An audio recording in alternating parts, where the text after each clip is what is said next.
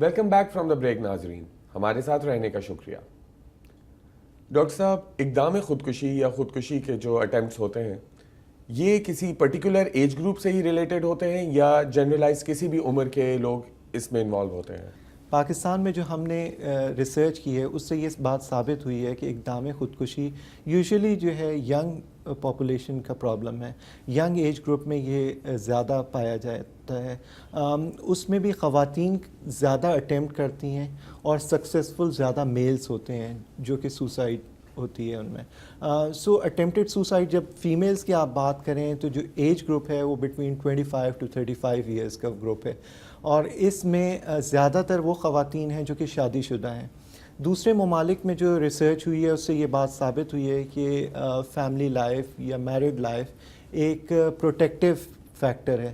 پاکستان میں اس کے اپوزٹ ہے، پاکستان میں میرج از اے اسٹریسر، اور جو خواتین میرڈ ہوتی ہیں ان میں زیادہ چانسز ہوتے ہیں for attempted suicide as compare to single. اس کے علاوہ اگر میلز میں آپ دیکھیں تو وہی ینگ ایج گروپ میں میلز اٹیمپٹ کرتے ہیں، لیکن ان کا number as compare to females کم ہے۔ اور اس کے بعد لیکن جو میں نے آپ کو پہلے بتایا کہ میلز وہ میتھڈز یوز کرتے ہیں جو کہ بہت لیتھل ہوتے ہیں، جس کے اندر گن شاٹ، فائر آرم، آرگینو فاسفورس پوائزننگ، وہ میتھڈز یوز کرتے ہیں جس سے خودکشی ہونے کے زیادہ چانسز ہیں۔ تو اس وجہ سے اس میں اٹیمپٹس تو کم ہوتے ہیں میلز کے اندر، لیکن اس میں سروائیول کے چانسز کم ہو جاتے ہیں۔ ڈاکٹر صاحب، اکارڈنگ ٹو دا ڈیٹا جو بھی آپ کے پاس اس وقت موجود ہے پاکستان سے ریلیٹڈ، اس کے حساب سے میلز اور فیمیلز میں کیا ریشو ہے، آئی مین جو کہ آپ کے پاس کیسز آتے ہیں؟ دیکھیں، جو اسٹڈیز ابھی تک ہوئی ہیں اس میں کوئی نمبرز ہم آئیڈینٹیفائی نہیں کر سکتے، بیکاز جو ڈیٹا ہے وہ بہت لمیٹڈ ڈیٹا ہے ہمارے پاس۔ وہ کچھ اسٹڈیز تو پولیس ریکارڈ سے ہم نے لی ہیں، کچھ اسٹڈیز جو ہیں وہ ایمرجنسی ڈپارٹمنٹ میں جو مریض آتے ہیں ان سے لیے ہیں۔ تو اگر آپ رفلی ڈیٹا دیکھیں تو 3:1 کا ریشو ہے، 3 فیمیلز ہوں گی تو 1 میل ہوگا جو کہ اٹیمپٹ کرے گا ود ڈیلیبریٹ سیلف ہارم۔ لیکن یہ ڈیٹا بہت را ڈیٹا ہے، بیکاز ہم وہ چارٹس ریویو کر رہے ہوتے ہیں جو کہ ہمارے پاس مریض آ چکے ہوتے ہیں، سو وہ ہم فائل سے ریویو کر رہے ہوتے ہیں، مریض نہیں دیکھ رہے ہوتے۔ اب ہم نے کچھ کام کیا ہے کہ پراسپیکٹیو اسٹڈیز کریں، یعنی وہ اسٹڈیز جس میں کہ مریض آئیں اور اٹیمپٹس کے ساتھ، تو اسی وقت ہم ان سے کچھ باتیں پوچھیں اور اس پہ اسی ٹائم جو ہے ایکشن لیا جائے۔ لیکن اس کے لیے فنڈنگ کی ضرورت ہوتی ہے، اور پاکستان میں انفارچونیٹلی یہ فنڈنگ کی بہت قلت ہے۔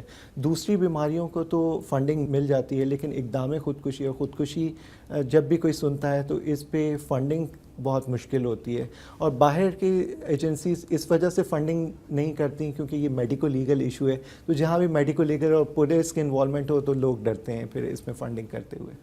ڈاکٹر صاحب، اقدام خودکشی یا خودکشی کے کون کون سے طریقے ہوتے ہیں یا جو آپ کی پریکٹس میں آپ نارملی آبزرو کرتے ہیں؟ اگر آپ دیکھیں پرائیویٹ اور پبلک سیکٹر ہاسپٹلس میں تو میتھڈس تھوڑے ڈفرینٹ ہوتے ہیں، کیونکہ پبلک سیکٹر ہاسپٹلس میں جو لوگ آتے ہیں وہ زیادہ تر غریب ہوتے ہیں، یا انٹیریئر سینس سے جو لوگ آ رہے ہوتے ہیں وہ میتھڈس جو یوز کر کے آتے ہیں جو کہ کافی لیتھل میتھڈس ہیں۔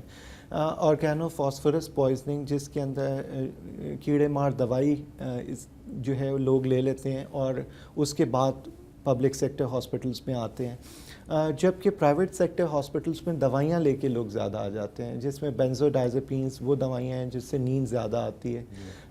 کچھ اور میتھڈس، کچھ اور دوائیاں ہیں جیسے پیراسیٹامول ہے، اوور ڈوز، کچھ اور دوائیاں ہیں، شوگر کی دوائیاں ہیں، وہ لوگ لے کے آ جاتے ہیں۔ سو دوائیوں کے ساتھ ایک گروپ آتا ہے ہمارے ساتھ پاس، اور ایک گروپ وہ آتا ہے جو کہ کیڑے مار دوائی استعمال کر کے آتے ہیں۔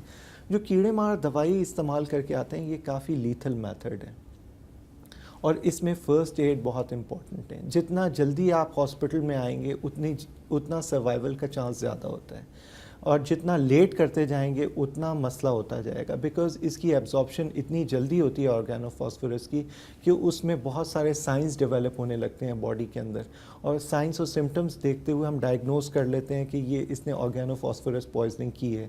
اور جتنا جلدی آپ گیسٹرک لواج کریں گے ودن 1 hour اتنا زیادہ بہتر چانسز ہوتے ہیں سروائیول کے، اور ساتھ ہی کچھ دوائیاں ہوتی ہیں جو ہم دینا چاہتے ہیں تاکہ کمپلیکیشن سے بچ سکیں۔ سوری ڈاکٹر صاحب، آپ نے یہاں پہ ابھی تھوڑی دیر پہلے ایک ورڈ یوز کیا گیسٹرک لیواج. تو بیسکلی گیسٹرک لیواج کا مطلب وہ اسٹمک کو واش کرنا. جی، ایک نلکی ہم ناک کے ذریعے ڈالتے ہیں معدے کے اندر، اور معدے کے اندر ڈال کے اس سارے آرگینو فاسفورس کو ہم سک کر لیتے ہیں تاکہ وہ آگے ایبزارپشن اس کی نہ ہو سکے. لیکن یہ اتنا لیتھل میتھڈ ہے کہ جتنا جلدی آپ کریں گے اس گیسٹرک لیواج اتنا بہتر ہوگا. اگر کوئی مریض 4 یا 6 گھنٹے بعد آ رہا ہے تو وہ اسٹمک سے آگے چلا گیا ہوگا اور وہاں سے پھر واپس لانا بڑا مشکل ہوتا ہے. کچھ دوائیاں ہم چارکول یوز کرتے ہیں تاکہ وہ بائنڈ ہو جائے، لیکن وہ اس کا اتنا بہتر افیکٹ نہیں ہوتا جتنا گیسٹرک لیواج کا ہوتا ہے. So first line is gastric لیواج.